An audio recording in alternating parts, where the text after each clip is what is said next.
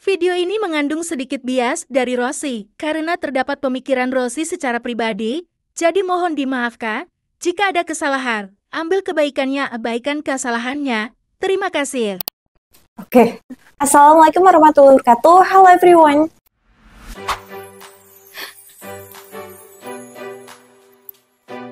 Halo guys, kenalin gue Rossi.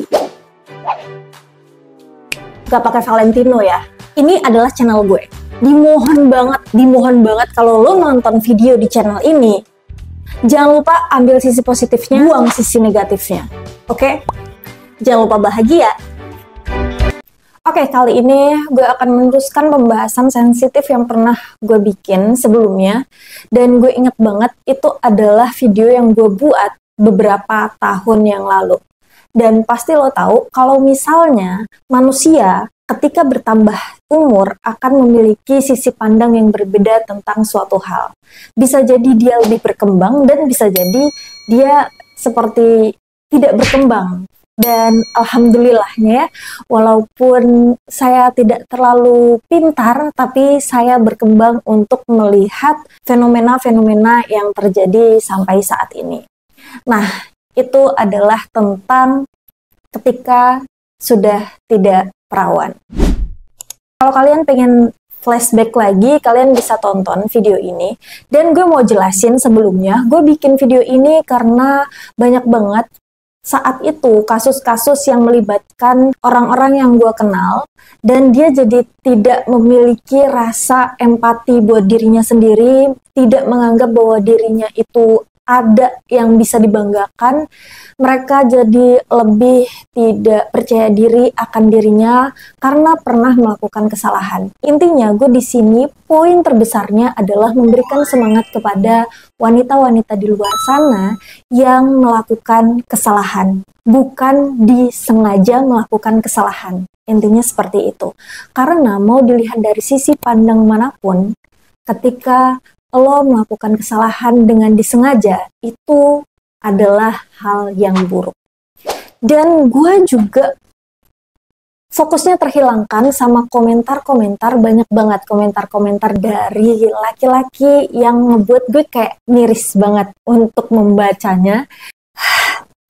Wow, ternyata masih banyak banget laki-laki di dunia ini yang berpikir demikian. Gue nggak nyangka sih di pemikiran semodern ini, tapi lo masih berpikiran kayak orang zaman dahulu kala. Nggak bercanda, karena setiap orang berhak memikirkan sesuatu dan menilai sesuatu sesuai dengan kepribadiannya. Oke. Nah, jadi di sini banyak banget juga yang memberikan penelitian-penelitian bahwa ada penelitian yang menyebutkan hubungan rumah tangga yang diawali dengan wanita yang tidak perawan itu berakhir pada perceraian. Sekarang gue mau tanya satu hal. Sebenarnya apa sih tolak ukur dari wanita perawan atau tidak perawan? Lihat dari fisiknya, dari hidungnya, dari cara jalannya. Karena banyak banget, gue dulu waktu zaman SMP, itu banyak orang-orang yang ngasih tahu aku, ih jalannya dia kayak gitu, kayaknya dia udah gak perawan deh. Ih, hidungnya kok bentuknya begitu, ih dia gak perawan. Ih, bibirnya kok bentuknya kayak gitu, dia pasti udah pernah ciuman. See? Nah, sebenarnya kalau kalian masih berpikir bahwa perempuan tidak perawan itu bisa dilihat dari tanda-tanda fisiknya, kalian masih berpikir seperti anak-anak SMP zaman gua SMP dulu. Enggak, gue nggak menyalahkan kalian, gue cuman ngasih tahu kalian fakta di mana sebenarnya perawan atau tidak perawan itu tidak bisa dilihat dari bentuk fisiknya. Itu kata internet. Dan kalau kalian menganggap bahwa tolak ukur perawan dan tidak perawan itu dilihat dari selaput darahnya, ketika melakukan pertama kali akan keluar darah, ada dokter yang mengatakan bahwa tidak semua wanita itu dilahirkan memiliki selaput darah. Dan ketika wanita memang memiliki selaput darah, bisa saja itu robek ketika dia melakukan aktivitas-aktivitas yang lumayan mainstream seperti gue latihan taekwondo, bela diri. Gak ada yang bisa memastikan bahwa perempuan itu dinyatakan tidak perawan ketika selaput darahnya sudah robek. Jadi sebenarnya yang gue pengen garis bawahi sekarang, apa yang ngebuat kalian itu percaya bahwa pasangan kalian udah gak perawan? Yang bisa menjelaskan di saya, kalian bisa komentar karena saya suka membaca komentar-komentar kalian. Gue pernah banget dikasih tahu ketika gue cari informasi banyak hal tentang hal itu. Nah, gue sempat banget dikasih tahu ketika gue lagi bingung banget cari informasi-informasi untuk membuat video ini. Begini katanya, ketika lo pergi ke Arab, lo tahu gak di sana ada pelacuran? Gue jawab, gue pasti nggak akan tahu sih akan hal itu. Dia menjawab lagi, nah itu dia. Tahu dan tidaknya itu adalah tentang penasaran yang lo punya. Kalau lo di Arab cari pelacuran, lo pasti akan nemuin. Tapi ketika lo di Arab tidak mencari hal itu, lo nggak akan ngerti akan hal itu. Begitu juga ketika lo bisa menilai orang perawan dan tidak perawan.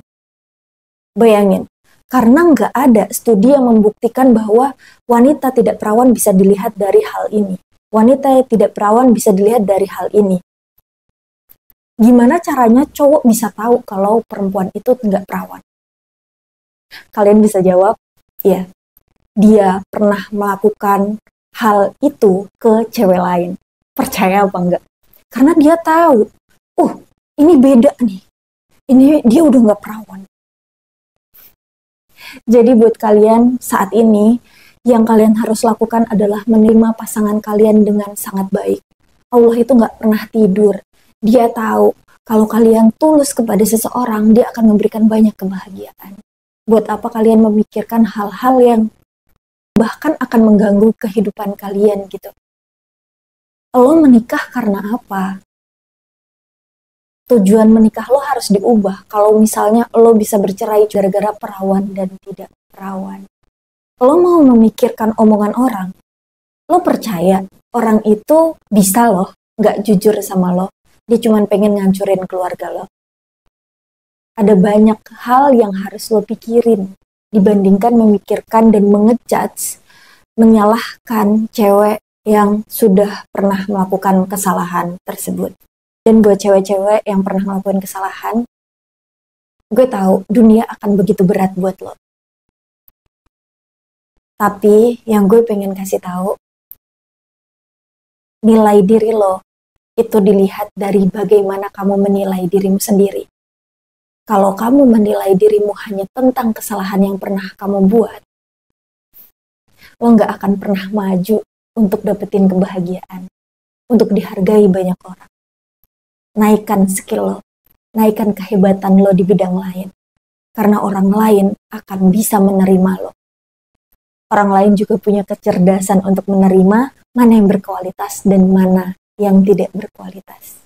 Dan buat lo yang saat ini masih bisa menjaga harta terbaik dalam hidup lo itu, please, gue cuma mau kasih tahu lo, jangan pernah ngelakuin hal yang berdosa demi kebahagiaan sementara.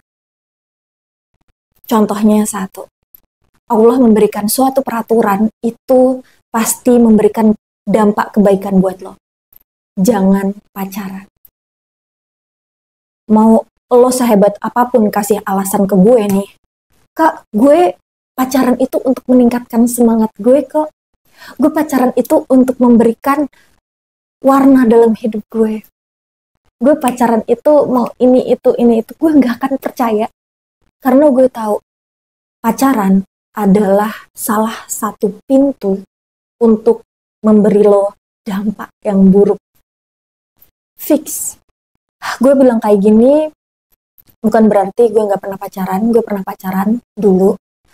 Sebelum gue tahu bahwa pacaran memberikan dampak yang tidak baik untuk diri gue, selain di fisik, pacaran akan memberikan dampak ke psikologis. Lo tau nggak?